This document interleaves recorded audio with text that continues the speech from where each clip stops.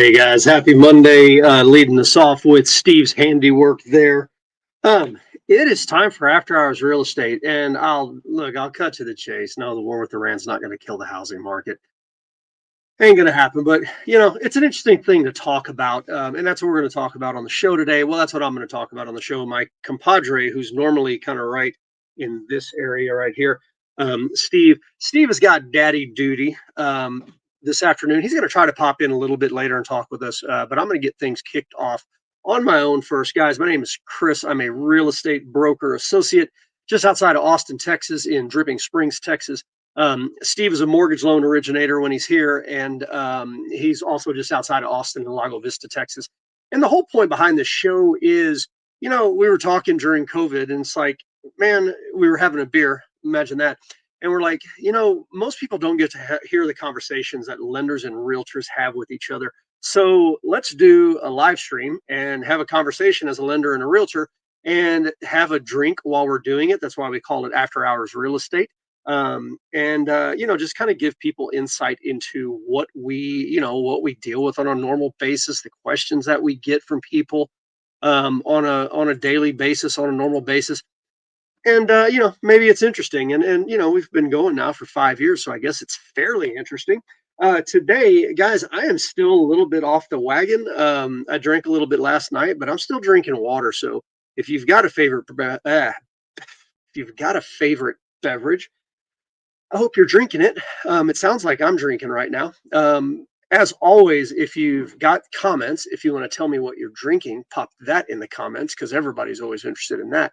And then we'll either make fun of you or praise you. It's up to you if you lie to us and tell us something fancy or something, not fancy. Anyway, just joking. We wouldn't make fun of it if you too bad. So we are talking about what does this impending war with Iran mean for real estate? It's funny. Every day before the show, at some point during the day, we try to get the most recent news. And I was like, man, I wonder what everybody's talking about with Iran. And there's already articles out on this after Iran just freaking launched rockets at Qatar and I don't know, some of our other bases today. So I guess we should have known it was coming. But anyway, I'm gonna go with our normal format today. And when Steve jumps on, he can jump on and join in. But I'm gonna start out here with Innovative Mortgage Brokers. This is a mortgage broker group, and they're just talking about, hey, how a war with Iran could impact mortgage rates. The good thing is there it's not a really knee-jerk headline. A lot of people are doing knee-jerk headlines all the time, get people to freak out and click on it. It's not really clickbait. And the article's pretty good. So this came out yesterday. And I'm just going to pop through this. And guys, again, if you've got questions or comments or thoughts, I'm going to give you mine as we go. If you've got them, put them in the comments. It makes things a lot more fun as we go. But just going to read here. As tensions between the U.S. and Iran continue to escalate, many prospective home buyers and current homeowners are wondering how a potential military conflict could affect mortgage rates. Understanding the relationship is crucial for making informed decisions about your home financing. You can tell it's a mortgage company that wrote this. Whether you're looking to purchase your first home, refinance your current mortgage, or invest in real estate. And I'll kind of give my own thoughts here real quick. Guys, interest rates have stayed basically stable for the last 24 months. They have been between 6.75% and 7 1/8, basically, for the last 24 months. And everybody's trying to figure out, well, what's going to happen to interest rates? What's going to happen to interest rates? I'm going to go out on a limb and say interest rates really are not going to react to this. I mean, obviously, if it's a full-blown third world war or something crazy, they're going to react. But with what's happening right now, I don't think they're going to react. And Steve gave me his thoughts earlier. He said the exact same thing, that he didn't think they were really going to react. But let's see what this company's got to say. So we see this a lot, the flight to safety effect. When geopolitical tensions spike, investors typically engage in what's known as a flight to safety. During periods of uncertainty, such as trade wars or political instability, investors flock towards safer securities. Treasury bonds are one. And that's the primary one that they're talking about. This flight to safety creates increased demand for treasury bonds, which drives their prices higher and yields lower. Since mortgage rates are closely tied to a 10-year treasury yield, this initial reaction typically leads to lower mortgage rates in the short term. And the events in the Middle East tend to favor the bond market and the US dollar, resulting in lower mortgage rates through market dynamics in 2025. And that presents some unique challenges. So, on that note, I'm going to pull up one of our favorite websites, Mortgage News Daily. And here we go. Mortgage rates. Oh my gosh, close the menu. That's the one I want. Mortgage rates, today's rates. Let's just see. Okay, 6.84. Last week they had dropped to about 6.88, so they're down marginally today. The key on this is, guys, this is average rates across, like basically they take a sample of every person who got a mortgage rate today, regardless of credit and all this other stuff. This is the average across all the rates today. So, or actually since Friday. So 30-year fixed 6.84, 30-year FHA 6.37, 30-year VA 6.38, 30-year jumbo 7. And again, these things have stayed pretty constant. So right now, not much changing. Let's keep going with this. Oil prices. We're all worried about oil prices, right? Strait of Hormuz, and everybody, they're going to shut it down, or they have shut it down, or whatever. And you got, all the oil people up there. I mean, Iraq, Qatar, United Arab Emirates, Syria. Oil's kind of a big deal up there. And if they can't make it through the Strait of Hormuz with the big tankers, that's going to be a problem. So one of the most significant variables in any Iran conflict scenario is the impact on global oil markets. Iran is a major oil producer, and any military action could severely disrupt global energy supplies. Prolonged Israel-Iran conflict could push oil prices higher, potentially prompting the Federal Reserve to either hasten rate cuts due to an economic slowdown or delay them to combat rising inflation. Guys, this last sentence, this is what the Federal Reserve has been throwing back and forth for really, God, since Trump got elected. Hurry up. We need rate cuts because the economy is slowing down. Or, well, no, maybe the economy is not slowing down. Maybe inflation's going up. Or, oh crap, maybe inflation's dropping. Oh, but is the economy speed? That's what they've been arguing about. That's what Powell's been talking about, and why Trump's mad at him. So, yeah, a prolonged conflict could push oil prices higher, could cause the reserve to cut rates. I don't see that happening either. It's a possibility. They're saying this creates a complex scenario for mortgage rates, while higher oil prices could fuel inflation and pressure the reserve to keep rates elevated to combat rising prices. They could also trigger an economic slowdown, right? One, each side of the coin there. That could prompt rate cuts. The direction mortgage rates ultimately move would depend on which effect dominates, or it could also depend on what Chairman Powell decides to do, because he seems to be the one hell-bent on doing what he wants to do at this point. There's a lot of the Fed presidents that have been at odds with him recently also, so you never know exactly what's going to happen there. And I want to remind y'all, guys, if you're popped on, comments. Give me your thoughts on this. I mean, it's always kind of tough when you're doing it as one person. That's why I always like to have Steve on as a partner. If you're catching stuff that I'm not catching, if you have an idea, if you think I'm full of shit, tell me. Put it in the comments. I don't care. I might argue with you, or I may say, oh yeah, you're right, I am full of shit. I didn't think that through. Federal Reserve response and the policy implications. Okay, so what's the Federal Reserve going to respond? How are they going to respond to a war with Iran? It would be critical in determining mortgage rate movements. Okay, that's what the first 2 points were about. I think ChatGPT may have written this. It's feeling like it's repeating stuff. Central bank would need to balance multiple competing factors: potential inflation from higher energy costs. There's your oil again, economic uncertainty that could slow growth, and the need to maintain financial stability during a crisis. If oil prices surge due to disruptions, Fed might prioritize fighting inflation over supporting economic growth, potentially keeping rates higher for longer. The key thing there that I like what it said is the Fed might prioritize. Guys, to me, that's a key, because the Fed doesn't always do necessarily what's right for the country. Sometimes they prioritize what they want to see happen. And again, that's why Powell and Trump are having a fight, a little hissy fit over each other right now, and have been for the last 2 months, is because the Fed's prioritizing one thing and the administration's prioritizing something else. Conversely, if the conflict creates broader economic uncertainty and slows consumer spending and business investment, the Fed might pivot towards supporting growth through lower rates. Okay. And then here we're going to talk about market volatility. War brings volatility. We know that, guys. That's one of the biggest things. Every Tuesday, I do a video kind of like this actually for my sellers. And one of the repeating themes over the last 3 months has been, what is the consumer sentiment? What's happening that's affecting consumers? The trade wars, all of a sudden, the tariff wars, and everybody freaked out, and the housing market contracted. Like, everybody's like, oh crap, we don't know what to do. And then nothing happened. And then now we've got, war brings volatility. Oh crap, everybody's going, what are we going to do? And we don't know yet. And volatile markets typically mean wider spreads between treasury yields and mortgage rates. Oh crap, the yield's already been big. It's been big for 2 years. They always say, I mean, Steve always says on here, he wants to see the yield back closer to 420 than where it is. So lenders become more cautious during uncertain times, often adding extra margin to protect these against increased risk. This means that even if treasury yields fall during a flight to safety, mortgage rates might not drop as much as they historically would. Guys, we've been telling y'all on this show for 5 years now, rates and yields are not tied together. They often mirror each other, but yields could fall and treasury mortgage rates could stay high. High possibility of that happening, and that's what they're saying. If that happens, you're going to see a bigger, a wider spread between the two. Additionally, if the conflict disrupts global financial markets, lenders might tighten their underwriting standards, making it harder for some borrowers to qualify for mortgages regardless of the rate environment.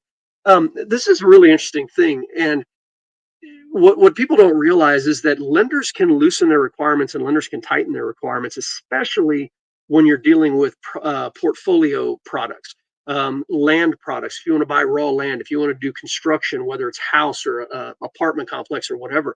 One of the things that's been really, really difficult for large builders, and I'm talking people who are building multifamily that, two, three, 400 doors or large developments, is money has been really, really hard for them to borrow over the last 2 years because interest rates have gone up. But because interest rates have gone up and there's a higher risk of default, the lenders have pulled back. They've tightened their requirements. They want to see certain things in cap rates, and they really, really like verify. Okay, are these cap rates real, or are they based on horse crap that the developer made up? So when times get more difficult or more interesting or more volatile, like it's saying here, it's lending across the board. I mean, right now we've got car lending. The interest rates are up. Credit card interest rates are up. House interest rates are up. Everything is up. So a lot of that is due to volatility and not really knowing. And that's what they're talking here. Okay, a war adds more volatility to the mix. So what's that going to what's that going to cause?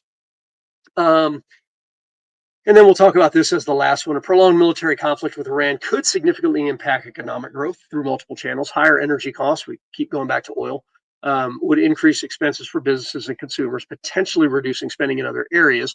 Higher energy costs would increase expenses for businesses and consumers. Obviously, if you're, think about Amazon and all the stuff that they ship. Well, if oil prices go up a lot, well, it's going to, cause a lot of pain through shipping. And I mean, I don't know. Does Amazon get rid of free shipping if that happens? Who knows? That passes on to you as a consumer, and now the things that you order 15 of during the day, it gets more expensive. So it could potentially reduce spending in other areas. All right. Well, again, if your groceries, and we found this out over the last 2 years, if your groceries are more expensive, well, you're going to have to spend more money on the necessities. And if eggs go back up to like they were under the the last couple of months of the election, you have less money to spend on vacations and things like that. So all of this stuff ties together. And then you've got supply chain disruptions could affect various industries, obviously, while uncertainty could cause businesses to delay investments in hiring. And again, that goes back to volatility. Humans are human, regardless of if they're dealing with their day-to-day, family life, or if they're dealing, if they're running a business. If there's uncertainty, humans tend to just stop and not do anything, and so that could be an issue here. If these factors combine to slow economic growth significantly, Federal Reserve would likely respond with rate cuts. That's a historical thing for them to stimulate the economy, which could eventually translate to lower mortgage rates. However, this scenario would also likely coincide with broader economic challenges that could affect employment, and income stability for potential home buyers. One thing a lot of people don't know is that one of the reasons interest rates were suppressed artificially so much right during COVID is because that was the federal government's response to the slowing down of economic growth. Remember, all these businesses closed down. People weren't making as much money, so they're like, okay, well, we've got to reduce mortgage rates. So the Federal Reserve dropped their base rate, and that's why we ended up with the crazy market that we ended up having at that time. So interesting then. Looking at past geopolitical events, make sure no comments yet. No comments yet. Come on, guys, help me out. I'm getting tired of talking. That'll make it easier. Looking at past geopolitical events provides some guidance, though each situation is unique. Historically, the fear of conflict tends to drive mortgage rates lower in the short term, but once reality sets in, rates may return to prior levels. The initial market reaction is often more dramatic than longer-term impact, assuming the conflict doesn't escalate into a broader regional war. During previous Mideast conflicts, mortgage rates have generally benefited from the initial flight to it says quality, it should be safety, initial flight to safety. But the longer term effects were dependent heavily on the duration of the conflict, its impact on the oil markets and broader economic consequences, which just brings the whole article back together. Here's an interesting thing for you. I haven't even looked at the stock market. We've got a financial advisor who takes care of all that for us. But I think about interest rates like this, almost like the stock market. Like when you see a massive Aaron, I am not putting that on the damn screen. Come on, man. Actually, I will because Aaron's probably got a cold beer. Oh, jeez. Anyway, you typically are going to see short-term impacts on things, right? Like I'm sure something in the stock market has dropped. That's where a lot of people make money during times of uncertainty when they see that drop. And they're like, you know what? That's called buying the dip. And they go in and they buy the dip and it comes back over time. Again, depending on how long the conflict is, it might take longer to come back. But a lot of people make good money. Do not take investment advice from me. Please don't do that. But a lot of people make a lot of money in times like this, times of uncertainty, because they see the drop and they buy it. So I'm just saying. All right, I'm going to move on to this other article now. And again, guys, comments, bring them in. This is from a real estate company in Idaho. And I thought this was really, really interesting. Their timing on this. They put this out this afternoon. Could global tensions shift real estate? And this is not binding on mortgage rates. It's going to talk about mortgage rates, but it's more about talking about an oil crisis.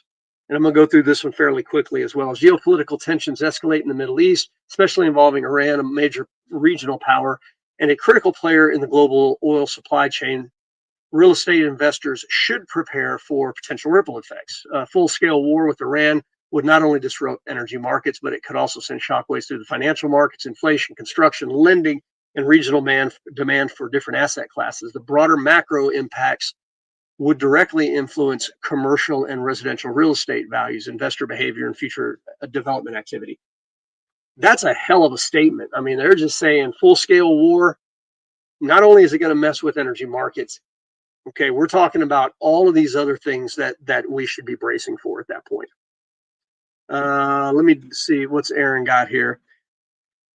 Do this in Vegas. Everybody walked away from homes and they crashed, and the folks with cash bought them up, and now they're the highest. Or now there's the highest inventory. Vegas is going to crash soon. I've got some folks that are buying in Vegas now, not Vegas proper, but outside. Yeah, I mean you can't time the market, but it's interesting that you can get close. Like I said, don't take investment advice from me.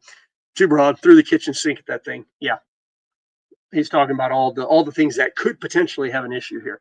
So we're going to go into detail about how such conflict, particularly coupled with global oil shortage, could impact the real estate market. Okay, inflation, cost of capital. We talked about that a little bit before. War would likely drive oil prices higher, significantly higher. Iran controls access to the Strait of Hormuz, vital passage for roughly 20% of the world's traded oil. That's crazy, guys. The Strait of Hormuz is not very big. And to know that 20% of oil passes through that thing on a daily basis, that's nuts. Any disruption there could spike global oil prices to 120 to $1.50 a barrel or more, which would ripple across all sectors. The interesting thing, and I was reading another article today, if oil spiked up that high, that you can always get online and you can see rig counts, and how many oil wells are producing and what they're producing and all this other stuff. If oil goes up this high in the U.S., you're about to see a lot more rigs on the ground. You're going to see a lot more holes getting punched in the ground, and they're going to be pulling oil out in overtime. Um, and that's going to cause a lot of money to be made in that arena. Which, interestingly enough, in Texas, when people are making a lot of money in oil, we're selling a lot of houses. Just is what it is. And I mean, you got oil plays everywhere. The Dakotas and Pennsylvania. Who was I talking to the other day? And I didn't even realize they had plays out there. But obviously, all across Louisiana, the Southeast. But that could spike the housing market actually if we saw oil spike and then stay up there for a while. No, Aaron's saying you could hit a one wood across it. I don't know. You may be a better golfer than me. Energy driven inflation, transportation, utilities, and goods become more expensive, driving up the CPI. We've heard a lot about CPI numbers lately, and that goes back to what Powell and Trump are arguing about, or part of it. Federal Reserve response. Here we go. Persistent inflation may delay rate cuts, or they could prompt rate hikes to increase borrowing costs. And the impact on cap rates, I mentioned that briefly earlier.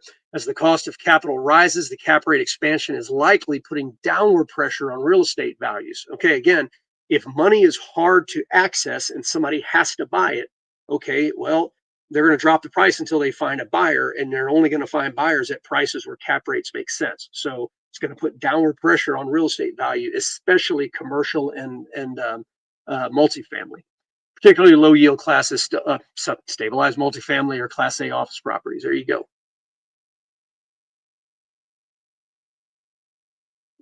What's Aaron got going here? Shortages, increased costs. Yep. Texas drills, no shortage. That's right. And it goes. I mean, guy, you look in the Bakken play, and I can't remember the other one, but yeah, there's a lot of oil in the ground in the U.S., guys.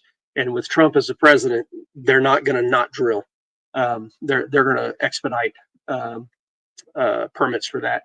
Investor takeaway on that: be cautious with leverage. Again, you may want to look at if you have to borrow money right now. Consider fixed rate debt and underwrite higher cap rates for future exit strategies. Yeah. Goes back to making sure that you know exactly what you're doing. Don't take investment advice from me, please. Construction and development headwinds. The construction sector could be hit or would be hit hard by higher oil prices. Okay, and supply chain disruption. I disagree a little bit on supply chain disruption. I don't know that we've got any direct, maybe oil supply chain disruption. Maybe that's what they're talking about. I thought they were talking about potential supply chain from overseas for building products. We just see so little of that, but they may be talking about supply chain of oil. But again, if we've got a problem, we drill our own and we process our own. It doesn't matter. So I disagree with the supply chain disruption.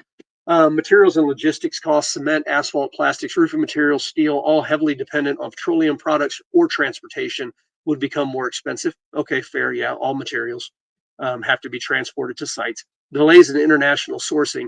If ports or shipping lanes are compromised or reprioritized for military needs, expect delays in imported fixtures, appliances, electrical components.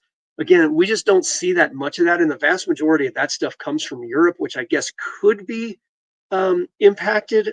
And I guess the other stuff comes from China, which is the other side of the world from, not the other side from where it's happening, but the shipping is on the other side of the world. So I really don't think we're going to see supply chain disruption. Labor volatility, inflationary pressure may push wages up as skilled labor becomes more expensive to retain. Okay, possibly. It's the same thing that happened during COVID. That's why prices spiked so much during COVID. Labor got really expensive. So yeah, that's a possibility. Investor takeaway on this: active development projects may see cost overruns.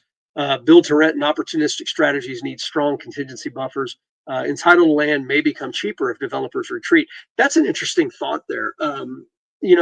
Entitled land, what that means is you've got land that is ready to build on. They've already got city approval for what's going to be built there. They likely have plats already set up. It's not shovel ready necessarily, but you at least have the approval from the entity that has the overriding deciding factor on what goes there.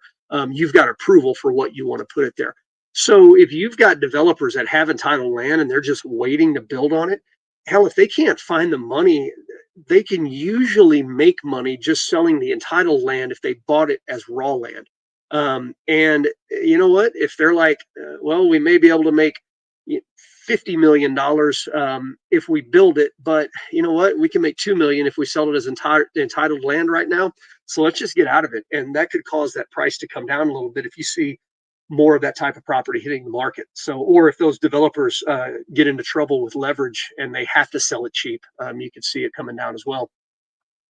Here we are again with flight to safety and U.S. real estate as a safe haven. So this is a really good take that I was reading earlier. Ironically, during geopolitical crisis, U.S. real estate often benefits from global capital flight to safety, especially in gateway and tier one cities. Okay, tier one cities, things like New York, Austin, San Francisco.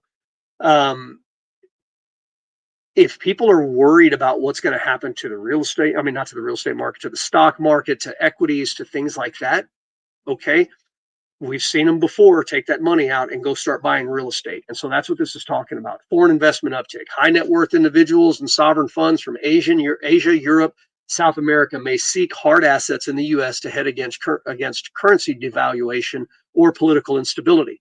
Multifamily and industrial sectors, these may be seen as more resilient with strong fundamentals and shorter lease terms that can better absorb inflationary adjustments. So, you know, it may not, it may be raw land that's being picked up.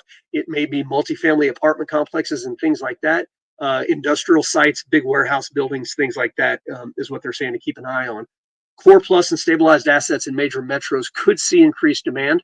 Hold or buy in areas with strong fundamentals. Again, the areas where you see most investors that just want stabilized income going. Those tier one cities. Strong employment, strong migration, and very few supply constraints. That's what the investors are looking for. Regional shifts in housing demand. We were just talking about this. Energy sensitive markets may see significant economic volatility. For instance, Texas oil and gas sector could boom with higher prices, fueling economic growth in Houston, Midland, Odessa. This could buoy both residential and commercial real estate in those areas. And guys, when it happens out in Midland and Odessa, it ripples all the way back into Austin and San Antonio and DFW. It does. And the money spreads. It's not just the people that are making money in these areas. It's what they're buying. It's how they're spending their money, how they're spending their time. Could buoy both residential and commercial real estate. If you've never been out to Midland, Odessa, the supercars that drive around out there, especially in times of boom, are insane. Ferraris, Lambos, Porsches, McLarens, everything. You wouldn't think that those little towns, I mean, they're big, but they're not Houston. You wouldn't think that they can support it, but when the oil money is flowing, it is flowing. So this could, if oil prices skyrocketed, it could be a huge boom in Texas. And when one part of Texas, when it's good for one part of Texas, it's usually good for most of Texas. The Sun Belt markets, these may remain attractive due to lower operating costs, but rising fuel and utility costs could compress margins in the Sun Belt market. So that's kind of interesting. But I mean, you can do a Google search or Chat GPT search, find out where the largest oil plays are, like where they're producing oil. You can go find out the other states that are like Texas and what's going to happen. I mean, again, North Dakota, Pennsylvania, off the top of my head, Colorado. People don't know there is a massive oil play northeast of Denver. That one would also likely boom if oil prices went up. Watch regional employment trends closely. Some markets will benefit from oil price surges, while others, especially tourism or logistic heavy areas, may struggle. Again, if parts of the market or parts of our economy are contracting, or if food prices are going up, groceries, gas goes up, okay, tourism's going to shrink. But the areas where they're producing that gas, that's where you're gonna see things blow up. Commercial real estate. Asset classes are going to react differently. Office increased economic uncertainty may delay corporate leasing decisions and reduce demand for large footprints. I mean, again, volatility causes people, and that's what corporations are, they're people, causes people to stop and not do things that they were planning on doing. So that makes sense. Higher gas prices would likely impact consumer spending and foot traffic, especially in suburban strip centers. Yeah, if you don't have money to go to the mall, you're not going to go to the mall. Do people still go to the mall? I don't even know. Um, yeah, I think are malls dying because of Amazon? I would think they are. Industrial sites. Rising transportation utility costs may dampen margins, but scarcity of supply could still provide tailwinds. One of the things that I'm always curious about in industrial sites is if transportation costs are constantly going up, wouldn't it cause more industrial sites to be built closer to consumers? I mean, I know Amazon is constantly building giant warehouses close to where all their consumers are. So I would think industrial would kind of do the same thing. I don't really know, though. That's an interesting thought. Hospitality sector. This sector is highly sensitive to geopolitical risks. Yep. International travel and tourism may decline, impacting hotel. Um, NOI. Why am I drawing a freaking blank on NOI? Net operating income. Sorry, complete blank. So yeah, hotel, motel, Airbnb, all of those things, everything in hospital, restaurants. Again, when there's less money to spend, international travel is low, tourism. Yep, it's going to affect that. Focus on sectors. If you're an investor, focus on sectors with inflation resilience, multifamily again, necessity-based retail. I keep hearing that alcohol is recession proof. I don't know. I know that during COVID, uh, people that made alcohol made a lot of money. In select industrial sites and avoid heavy exposure to luxury or discretionary based commercial assets. Yeah, commercial definitely not going to be doing large building rentals and stuff like that. Okay, affordability for real estate, rising operating costs. Landlords may increase rents to offset rising utilities. I guess if they pay for utilities in Austin, most utilities are paid for by the tenant, unless it's an apartment complex. Um, Insurance, I'm not sure why insurance would necessarily go up as a result of this. Maintenance expenses, maybe because of increased cost of supplies, potentially for oil.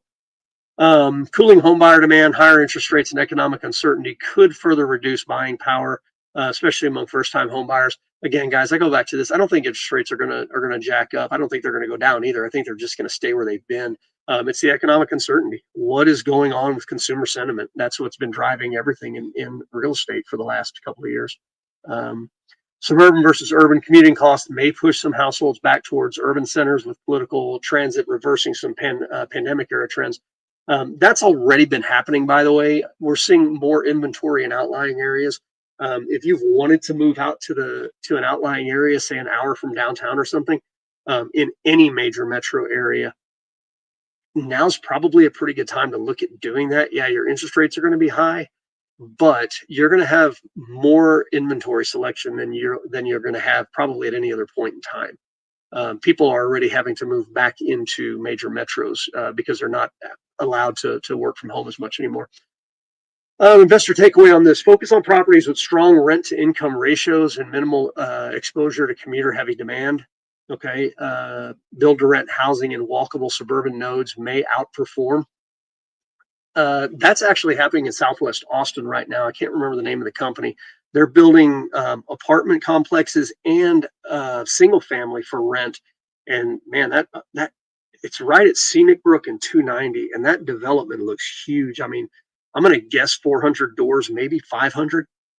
So that's kind of a new thing for Austin. I know it's starting to be built more and more now. I know some multifamily companies that are used to building walk-up three-story apartment complexes are now switching to build-to-rent single-family, um, basically because it's a lot easier to sell down the road, or you can sell part of it, individual houses if you need to at some point. So that's becoming a new trend right there. Black swan risk. Of course, there's always black swan risks. Markets tend to overreact in the short term. Just what I was saying. You're going to see dips in the interest rate. You're going to see spikes in gas and oil, military assets. Especially if military assets are attacked. Like I said, last thing I saw, Iran, sorry, tried to shoot rockets at some of our bases. Didn't look like anything got hit, but again, okay, they shot rockets. Now we're gonna retaliate again, or if Iran retaliates through cyber or proxy warfare. That's interesting. I guess Iran has the ability for cyber warfare. The proxy warfare is probably the bigger concern, with all their little proxy warriors around that area. But also, I know that there's people that are concerned about potential sleeper cells here. I don't know, maybe. Um, I would think that that would bode very poorly for them if stuff like that started popping off, but you never know. When you're dealing with uh, religious zealots, which I'm pretty sure that's kind of what most of this is about. You never know what the hell they're going to do. So real estate investors need to factor these things in. First of all, liquidity risk. Transaction volume may drop as buyers and lenders go into a wait and see mode. Okay, we've seen that. That's been happening for the last year and a half, and that's why I said when there's a when there's a lot of inventory, it may be worth looking to make your next move. Um, it was always explained to me as you want to be the fireman. Can you, when everybody's running out of the building, you need to be going in.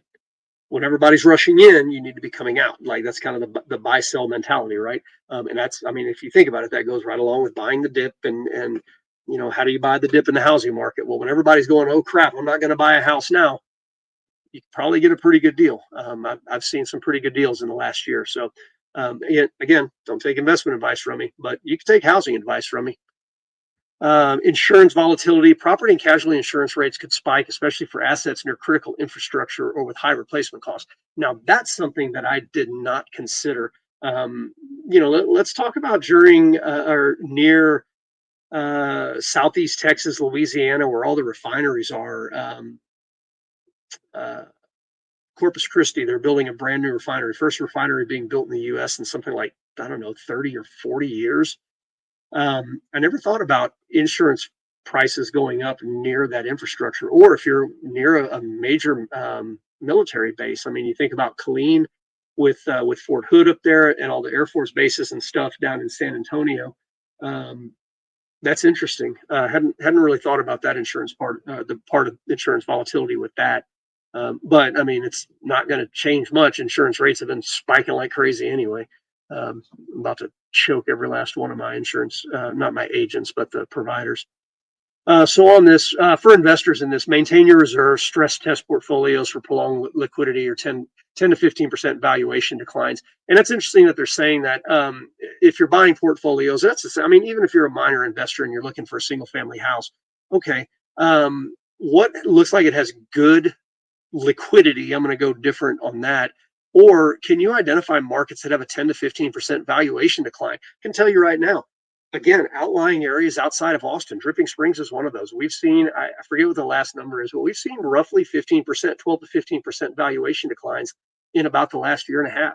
So, when you're considering that, look in those places that you see those types of declines. If you can find valuation declines that are a lot bigger than that, go identify them. And insure them adequately for loss of rents. That's a key thing too. If you don't know, when you get rental insurance, whether it's short-term rental or long-term, you can add additional coverage for loss of rent. So if that thing is sitting vacant for an extended period of time, you can get coverage against that. And rebuild costs obviously goes without saying. But a war with Iran and a concurrent global oil shortage would introduce a new era of uncertainty, one that combines inflationary pressures, supply chain disruption, capital flight, regional volatility. While some sectors and markets may benefit, the overall environment would likely be a risk off in the short term, followed by selective opportunities for investors with liquidity and patience.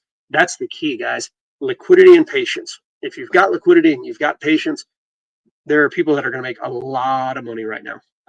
Smart investors should deleverage where possible. In other words, get rid of your loans. Hold cash for strategic acquisition opportunities. Always a great thought. Getting a spam risk call. Imagine that. Focus on inflation-resistant sectors and regions. Again, is alcohol inflation-resistant? I'm not sure. And then watch energy markets and interest rates closely. Obviously, we all do that anyway. And then prepare for increased government intervention when regulatory shifts. We'll see. I hope that's kind of valuable. Um, in a nutshell, we don't know what the government's going to do. Like, I would anticipate mortgage rates not having any change. Powell's not going to change anything. At least I don't think until the end of the third quarter, and then we might see a quarter point or a half point drop. So what else is going to happen? Um, I mean, the government could intervene and force them down like they did for COVID, but I don't think it's going to get to that point, and we'd have to lose a lot of jobs for that to happen. So overall, I'll go back to what I said at the beginning of the video. I don't think we're going to see a huge change in what's happening in real estate. The thing that I think is going to change the most is, again, consumer sentiment. We spent about the last month and a half, and consumer sentiment was coming back, and we were seeing buyers come back into the market. And it was overall kind of getting better, and we saw more mortgage pre-apps, pre-approvals, and people that were shopping, and we started to see more and more showings.